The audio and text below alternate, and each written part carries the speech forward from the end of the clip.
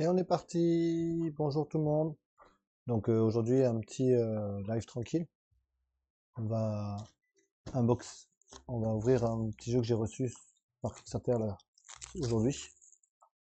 Donc le troisième épisode de Spider-Man. Donc je suis plutôt hypé par ça. En fait j'avais carrément même demandé une illustration par le dessinateur. Parce que j'aime vraiment bien. C'est du jeu solo à base de cartes. Ça approche un peu des livres dont vous êtes le héros. Vraiment bien, on va regarder ça. Et après, on va démarrer la campagne Megaverse sur Multiverse, sur Marvel United. Et on va regarder ça tout ensemble. On va expliquer ça, puis on va jouer une ou deux parties.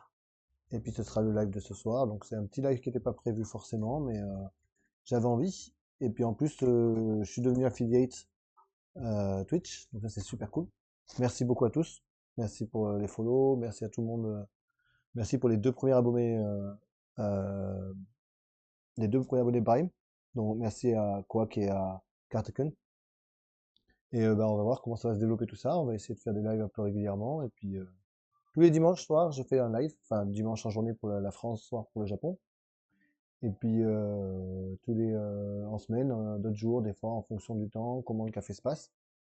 Et donc pour ceux qui connaissent pas la chaîne, euh, je suis un, je- j'ai un magasin de jeux de société, pas magasin.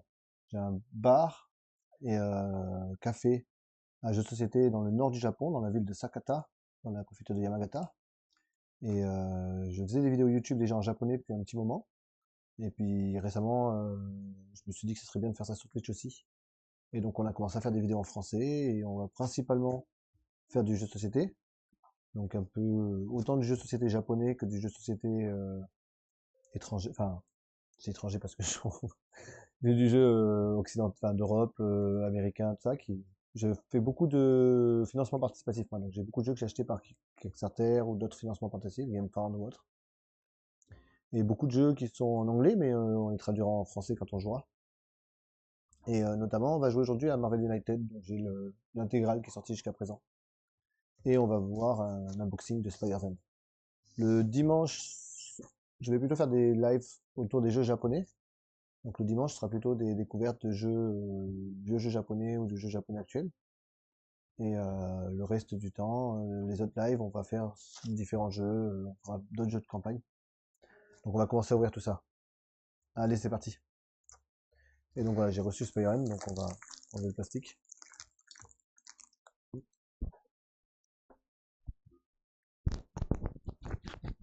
C'est mieux si je vais chercher un couteau pour ça.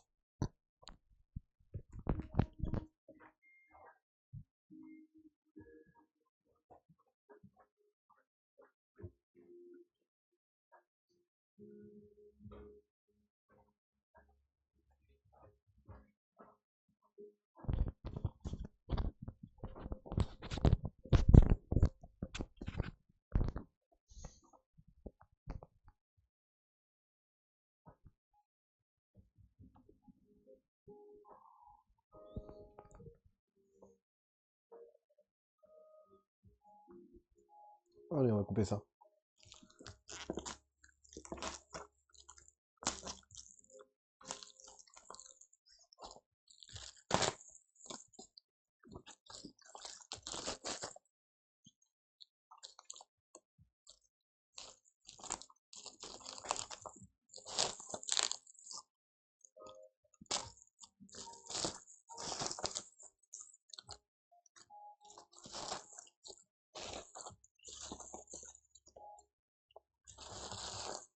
Le jeu était bien emballé, en carton avec des bonnes protections. Donc il est arrivé jusque chez moi, au Japon, a priori sans dégâts, c'est plutôt cool. Donc j'ai le jeu et une des micro-expansions, Salt and Sea. Voilà, Spider-Hand Lengitaki. Alors, c'est un jeu solo de Grégory Favreau et Christian Thomas. Et donc des illustrations de Diego Frias et Charlie Potter. Donc c'est le troisième de la série. C'est chaque épisode qui passe, le jeu devient un peu plus gros, un peu plus complexe. Et en fait, le premier épisode, on suivait une bande d'aventuriers qui allait dans un genre de donjon et une tour. Et que ça, c'était un gameplay très proche d'un livre dont vous êtes le héros, mais avec une pile de cartes. Et on lisait les cartes une par une et on allait à la carte suivante, avec des illustrations très très belles. Et en fait, les épisodes qui sortent maintenant sont à chaque fois des spin-offs sur chacun des personnages, les premiers. Donc ouais, c'est Choose Your Path Card Game. Donc choisissez votre chemin, jeu de cartes. Et le matériel était très très beau les autres. On va voir si c'est aussi beau cette fois-ci. Déjà la boîte, comme ça en sleeve, c'est super cool.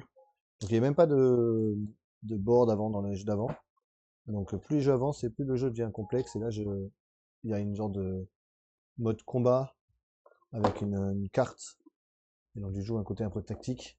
Avec une carte tactique après pour mettre les cartes pour combattre.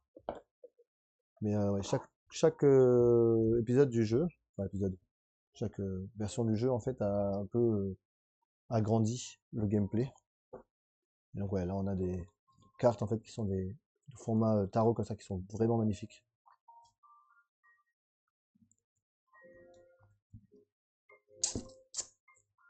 Donc c'est du jeu solo très très narratif. Bon, en gros, on va jouer plusieurs fois, je pense, même la même histoire. Déjà parce que pour réussir, j'arrive jusqu'au bout, c'est assez dur. En général, on meurt bien avant. Mais aussi parce que il y a plusieurs chemins qui sont possibles en fonction. Et donc les cartes sont numérotées et on va d'une carte numérotée à une autre. Là, on a Begin Here, donc on aurait commencé par cette carte-là, qui nous explique en général le début de l'histoire et où on va aller. Et en bas, ouais, si j'ai pas mes lunettes, ça va pas bien avancer. Faut que j'aille chercher mes lunettes. Ça commence bien. Et donc, on a 3 paquets de cartes. Et donc c'est chapitre 1, chapitre 2, chapitre 3. Des beaux jetons, des dés qui sont assez sympas. Alors pareil, hein, le nombre de dés qu'on augmente au fur et à mesure des jeux, avec des systèmes de gameplay qui sont assez différents. La boîte est bien grande, donc permet sûrement de ranger les cartes avec des sleeves, vu que bah, il reste carrément un paquet entier qui n'est pas utilisé dans les cartes normales, donc je pense que c'est prévu pour sleever. Hop, et je vais chercher mes lunettes et on va voir un peu plus ça.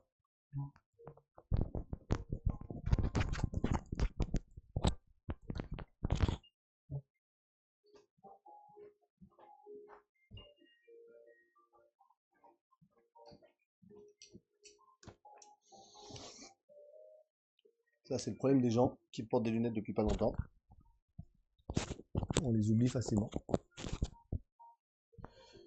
Et voilà. Donc ça, c'est Spire's End Rengitaki. Et donc on a la règle ça qui est très très belles illustrations. L'illustrateur a fait vraiment un travail magnifique. Donc voilà, maintenant on joue avec carrément un deck ennemi, un terrain deck. Donc il y a l'air d'avoir un système tactique beaucoup plus développé que dans les deux pré-jeux qui étaient vraiment juste on lit les cartes et les combats se jouaient juste avec les dés de suite. Donc là les règles ont l'air quand même pas mal plus développées avec des combats tactiques avec plusieurs ennemis. On voit que carte. Ouais, là on a vraiment un jeu qui est beaucoup plus complexe par rapport au premier. Donc je regarderai tout ça bientôt un peu mieux. Alors c'est des jeux qui sont assez spoilés en fait. Donc si on y joue un jour en live, je mettrai des gros tags de spoil. Parce que s'il y a des gens qui veulent y jouer après, je pense qu'il faut surtout pas regarder, ou regarder juste l'explication des règles au début. Et se faire une partie seule après, mais en gros voilà, logiquement, normalement, après ça, là, donc vraiment, c'est vraiment comme un livre en fait. On ouvre la première carte comme si c'était une page, on lit la première carte, arrive en bas, on décide donc il nous dit de récupérer les cartes 83, 84, 85, et en fonction de, on peut choisir si on veut se faire couper un doigt ou couper un orteil, ou si on refuse. Donc entre 2, 3 et 4, et donc on choisit après le numéro 2, le numéro 3 ou le numéro 4, et ainsi de suite. Mais déjà si on va chercher les cartes 83, 84, 85, bon, c'est pas vraiment du spoil vu que c'est vraiment Au début, on a les cartes de caractère, personnage. On va juste les chercher pour montrer l'illustration du personnage principal, qui est donc Rangitaki. Parce que chacun des jeux maintenant est un spin-off sur un des personnages du jeu d'origine. Là, on a Rangitaki. C'est le personnage qu'on va jouer, qui a 7 points d'action. Et donc, j'ai en talent, j'ai les talents, c'est physique, mental et critical. Donc, c'est des cartes. J'ai 5 de max pour chaque talent. Et les items sachets. Donc, c'est un peu mon inventory et mes talents, en fait. C'est mes cartes pour mon inventaire et mes talents, en fait. Donc, on a vraiment ça au début. Et en gros, admettons que,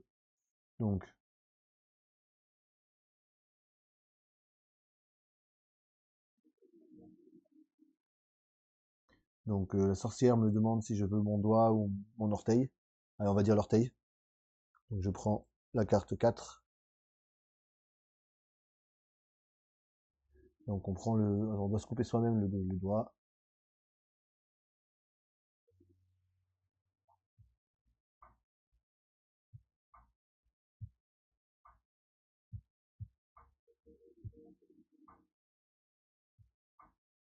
Et donc là, je récupère le couteau et je vais au numéro 5. Donc ça, c'est moi avec Knife. Donc je l'ai dans mon carte. Il y a une petite note en dessous qui peut me se placer sous l'inventaire. Donc maintenant, dans l'inventaire, j'ai le couteau de Muakai, plus 1 de critique. Et en fait, le jeu se joue continue comme ça. On continue à suivre les cartes au fur et à mesure. Donc là, je joue les cartes 5, l'histoire continue, et ainsi de suite. Et des fois, on doit sauter des chiffres. Et les chiffres qu'on saute, on n'y reviendra jamais. On va chercher des cartes derrière. C'est vraiment très proche d'un livre dont vous êtes le héros. Et c'est le 3e de la série. Et enfin, les cartes sont toujours aussi magnifiques. Très belle grande carte en format tarot comme ça. Ça, j'ai vraiment hâte de me faire des parties solo. On fera peut-être le premier en live d'abord, parce qu'il est beaucoup plus simple. Et aussi, il est sorti il y a beaucoup plus longtemps, donc ça évitera de faire du spoil. Mais ce sera le même principe en fait. On a vraiment des grandes cartes comme ça et on les passe une par une. Voilà, et en fait, on peut sauver le jeu. Enfin, il y a tout un système en fait de sauvegarde du jeu. Et voilà, en fait, en tout cas, ça déçoit pas. Les cartes, le matériel, l'impression est tout aussi belle qu'avant. On voit juste les trucs.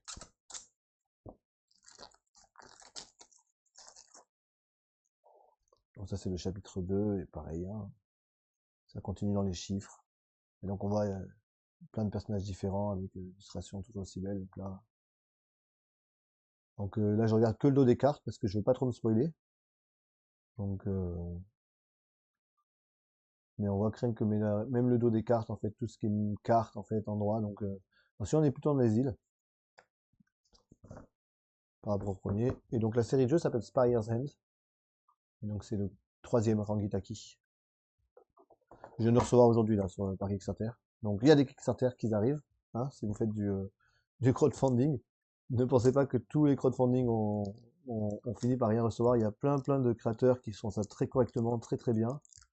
Et j'ai eu des déceptions, mais dans l'ensemble, j'ai eu plus de bonnes nouvelles et bonnes choses avec des Kickstarter que de mauvaises en fait. Bon, j'ai eu des très grosses déceptions.